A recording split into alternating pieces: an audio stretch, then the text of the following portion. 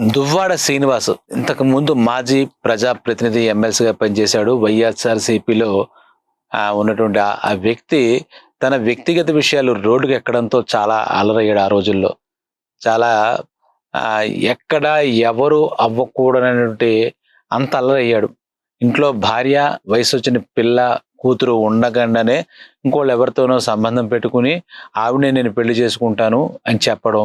దాంతో వాళ్ళ యొక్క గొడవలు రోడ్డుకి ఎక్కడం. ఆ దువ్వాడ శ్రీనివాస్ గారికి అఫీషియల్‌గా పెళ్లి చేసుకున్నటువంటి వైఫు, కూతురు, అలాగే అన్‌అఫీషియల్‌గా ఉన్నటువంటి కూతురు మధ్య వాగ్వాదం. దీన్ని మీడియా వాళ్ళంతా దాన్ని పెంచి చిలవలవలగా చెప్పడం.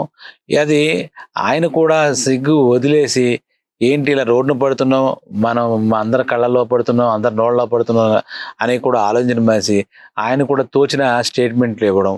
ఆ తర్వాత ఎప్పుడూ మనకేదో ఉండాలి, జగన్ కన్సర్న్‌లో ఉండాలంటే పవన్ కళ్యాణ్ అలాగే కూటమిలో ఉన్న పెద్దలందరినీ ఏదో రకంగా విమర్శించాలనే ఉద్దేశంతో ఏదో ఒక అవాకులు, చవాకులు కోరడం. అంటే వార్తల్లో ఉందాము ఎప్పుడనే ఉద్దేశంతో ఇంటిని చ ఇంటిని చక్కబాటు చేసుకోలేకపోయాడు. వాళ్ళంతా కూడా మొదటి భార్య, అలాగే కూతురు కూడా చాలా రకాలుగా బాధపడ్డారు. చాలా రకాలుగా చెప్పారు. అలాగే వాళ్ళుండే ఇల్లు, ఆస్తుల విషయంలో కూడా చాలా వివాదాలు, తగాదాలు కూడా జరిగాయి. వీటన్నిటికి అసలు చూస్తే గనక చాలా నిర్లజ్జగా ప్రవర్తించినట్టుగా కనపడుతుందనమాట. అసల సెల్ఫ్ డిసిప్లిన్ అనేది ఆ వ్యక్తిలో ఉందా? జనాల కర్మ కొద్దీ ప్రజాప్రతినిధి అయ్యాడో, లేదంటే వైఎస్ఆర్ పార్టీ వాళ్ళు ఎందుకు అతనికి ఆ విలువ ఇచ్చి అలా ఇచ్చారో కూడా తెలియక, అసలు ఆ రోజుల్లోనే అంటే ఎలక్షన్స్ ముందే ఇదంతా సుమారుగా 1 ½ ఇయర్ ఎలక్షన్స్ ముందు నుంచి జరుగుతున్నటువంటి తతంగం. ఏదేదో అక్రమాలు, స్కాములు ఇటువంటి విషయాల గురించి కాదు. దానికి ఏదో దర్యాప్తు వాడి ఇంట్లో ఉన్నటువంటి వ్యక్తులు అంటే భార్య ఉండగా అగ్నిసాక్షిగా చేసుకున్న భార్య ఉండగా, అలాగే వాళ్ళిద్దరి మధ్య ఒక కూతురు, అలాగే పిల్లలు ఉండగా ఏంటంటే, వీడు ఇంకో అమ్మాయితో మరి సక్రమమో, అక్రమమో మనం మాట్లాడకూడదు గానీ, ఒక మళ్ళా పెళ్లి చేసుకోవడం అంటే ఆవిడతో కలిసి సహజీవనం చేయడం. ఆవిడ కూడా వచ్చి దువ్వాడ శ్రీనివాస్ నావాడు, ఏదో నారి నారి నడుమలాగా వాడు నావాడు, వీడు నావాడు అన్నట్టుగా ఆ భార్యల మధ్యటువంటి వాగ్వాదాలు, రోడ్డుకెక్కి వాళ్ళు అరుచుకోవడాలు, ఒకళ్ళిళ్ళ ముందు ఒకళ్ళు ధర్నాలు చేయడాలు, ఎవరికి తోచిన బల ప్రదర్శన వాళ్ళు చేయడం, వీడు నిమ్మకి నీరెత్తుగా వీడు కూర్చోవడం, కాసేపు అటు అనడం, కాసేపు ఇటు అనడం, ఇలాగా ఎంత రచ్చ చేయాలో అంత రచ్చ చేశాడనమాట. ఉత్తరాంధ్ర ప్రజలకి సిగ్గుపోయేటట్టుగా వీడి ప్రవర్తన. ఎందుకంటే వాళ్ళందరికీ ప్రాతినిధ్యం వహించాడు కాబట్టి, సరే తర్వాత రాజకీయంగా ఎలాగ పార్టీ పరంగానే రాజకీయంగానే ఆ పార్టీ చతికిల పడింది. దాంతో ఇలాంటి వాళ్ళందరికీ అసలు ఇలాంటి వాళ్ళు న్యూసెన్స్ క్రియేట్ చేసే న్యూసెన్స్‌ని అసల మనం భరించలేమనమాట. సరే న్యూస్ ఛానెల్‌లో ఏదైతే న్యూసే కాబట్టి ఈ దువ్వాడ శ్రీనివాస్ ఇలా 10 సార్లు చేసేసరికి ప్రసారం చేసేసరికి వాడొక హీరో అయిపోతాడు. అటువంటి వ్యక్తులందరూ కూడా మనం బాగా గొప్పవాళ్ళు అనుకుంటాం. వాడు చేసిన పని ఏంటి? ఎథిక్స్ ఏంటి? అసలు మోరల్స్ ఏంటి? ప్రజలందరూ మనల్ని చూస్తారు. మనం చేసిన పనులేం లేకుండా రచ్చ రచ్చ. ఆ తర్వాత ఇది టీవీలకు ఎక్కి వాడు తోచిన మాటలన్నీ మిగిలిన వాళ్ళు విమర్శించడం. ఏదో గురివింద గింజ తన కింద నలుపుని చూసుకోదన్నట్టుగా వీళ్ళు పెద్ద పతితుల్లో మాట్లాడడం. అప్పుడులో ఈ పార్టీలో అందరూ ఈ దువ్వాడ శ్రీనివాస్ కేసు ఒకటి సెపరేట్ అనమాట. ఇద్దరు భార్యలు ముద్దురు మొగుడు అంటారే అలాగా. లేదంటే ఇంట్లో ఇల్లాలు, ఒంటింట్లో ప్రియురాలు ఆ టైప్‌లోనో ఇదేదో హీరోయిజం అనుకోవడం ఏంటో నాకు అర్థం కావట్లేదు. ఏమిస్తారో దీని ద్వారా మెసేజ్ కూడా అర్థం కాదు. ఆ దువ్వాడ శ్రీనివాస్ విషయంలో పార్టీ గాని, పార్టీ అధినేత అయినటువంటి జగన్ గారు గాని, ఆయన అప్పుడే క్రమశిక్షణ చర్యలు తీసుకుంటే బావుండని కూడా చాలామంది అనుకున్నారు. మరి ఏ కారణం చేతనో దువ్వాడ శ్రీనివాసు వైఎస్ఆర్‌సీపీ పార్టీ ఏదైనా చేస్తే ఇంకా ప్రతిష్ట దిగజారిపోద్దనుకున్నారో, చూద్దాంలనుకుని వార్నింగ్ ఇచ్చేసి వదిలారో తెలీదు కానీ, ఇప్పుడు కరెంట్ వార్త ఏంటంటే ఇంత చెప్పుకున్నది ఈ దువ్వాడ శ్రీనివాసుని పార్టీ హైకమాండ్ సస్పెండ్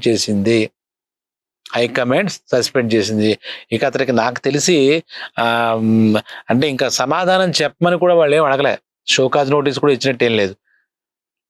డైరెక్ట్‌గా సస్పెండ్ చేసి ఇప్పటికే చాలా ఆలస్యమైంది. నాకు తెలిసి ఇంకా అతనికి పార్టీలో కూడా పెద్ద పదవులు ఉండవు, చోటు ఉండదని నేను అనుకుంటున్నాను. అతనికి నిరూపించుకోవడానికి కూడా ఏమీ లేదు. ఇటువంటి వాళ్ళు ఉంటే ఏ పార్టీలోనో కూడా ఆ పార్టీ వాళ్ళకి ప్రతిష్ట వదిలేసుకుంటేనే ఇలాంటి వాళ్ళు ఉంటారు. వీళ్ళు ఇలాంటి వాళ్ళని ఎలాంటి వాళ్ళైనా సరే ఎంకరేజ్ చేయకూడదనమాట. పార్టీ ప్రతిష్ట పోయి తీరుతుందనమాట.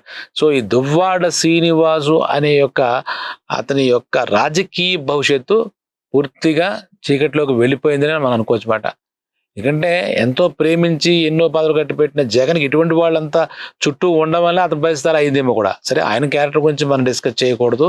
ఇలాగా ఈయన అటువంటి ఆ పార్టీ కూడా అలాగే అందరూ అలాగే ప్రవర్తించారనుకోండి, ఈ వైఎస్ఆర్‌సీపీ వాళ్ళంతట వాళ్ళు హైకమాండో లేతే మొత్తం దానికి అధ్యక్షుడిని జగన్ గారు తలుచుకుంటే ఇలా క్రమశిక్షణ పరంగా చాలామంది సస్పెండ్ చేసేయొచ్చనమాట వాళ్ళు. వాస్తవంగా చెప్తే ఉపేక్షించి పార్టీ అందరిలో లోకువ అయిపోతుంది, ప్రజల్లో చులకనైపోతారని ఇటువంటి విషయంలో చాలా కొంచెం తాత్సారం చేస్తారేమో కానీ, నిజంగా చూస్తే ఆ క్రమశిక్షణ విరుద్ధంగా రోడ్డుకెక్కి నానా మాటలు మాట్లాడి ప్రతి ఒక్కళ్ళ విషయంలో ఒకళ్ళేమో ఇంకోటి అంటే సభ్య సమాజం సిగ్గుపడేలాగా వాళ్ళు సిగ్గుపడేలాగా వీళ్ళ ప్రవర్తనలు ఉంటాయి చాలా వరకు. కొంతమంది కుంభకోణాలు చేసి స్కామ్లు చేసి వాళ్ళంతా వాళ్ళు చట్టం చేతిలోకి వెళ్ళిపోతున్నారు. కొంత హైకమాండ్ ఇటువంటివి సీరియస్ తీసుకుని వదిలేస్తే మళ్ళా పార్టీని పునర్నిర్మించుకుంటే బెస్ట్.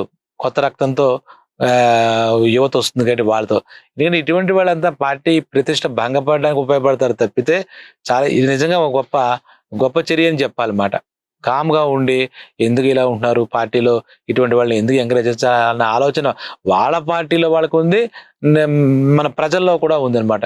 ఈ దువ్వాడ శ్రీనివాసు ఒక రకంగా పార్టీ ప్రతిష్ట, జగన్ ప్రతిష్ట కూడా మచ్చబడుతుంది కదా ఇలాంటి వాటి వల్ల. చాలా సంఘటనలు జరిగాయి. వైఎస్ఆర్‌సీపీ పార్టీలో ఎందరో మహానుభావులు ఉన్నారు. వాళ్ళందరూ కూడా ఇటువంటి పార్టీ ప్రతిష్ట దిగజారడానికి వాళ్ళ శక్తియుక్తులా ప్రయత్నం చేశారు.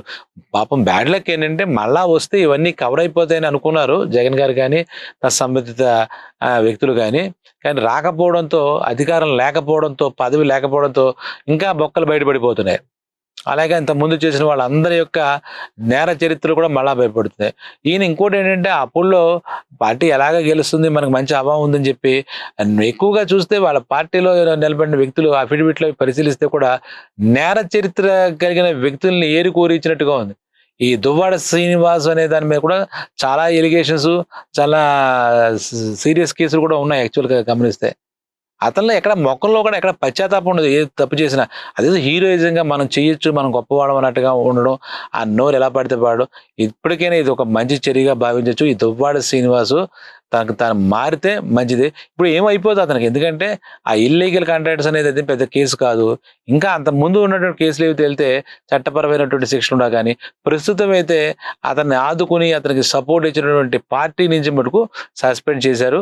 ఇది పార్టీ చేసిన మంచి పనిగానే అందరూ అనుకుంటున్నారు. కాబట్టి దువ్వాడ శ్రీనివాస్ ఇంకా మాట్లాడకుండా ఒక మంచి జీవితం వైపు వెళితే మంచిదని చెప్పి సూచిస్తూ సెలవు.